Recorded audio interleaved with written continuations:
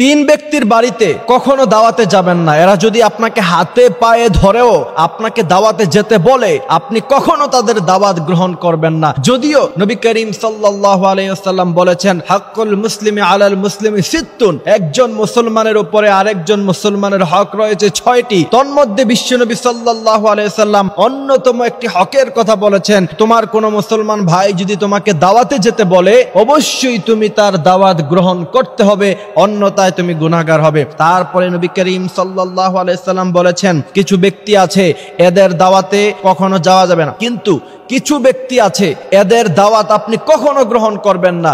মনে রাখবেন, কিছু কিছু সময় নিজের ব্যক্তিত্ব ধরে রাখা আপনার জন্য অত্যন্ত গুরুত্ব, এবং আপনি যদি মান সম্মান নিয়ে সমাজে বাঁচতে চান, যদি আপনি চান যে আপনার একটা সম্মান থাকুক সমাজের মধ্যে, তাহলে অনেক সময় নিজের ব্যক্তিত্ব ধরে রাখতে হয়।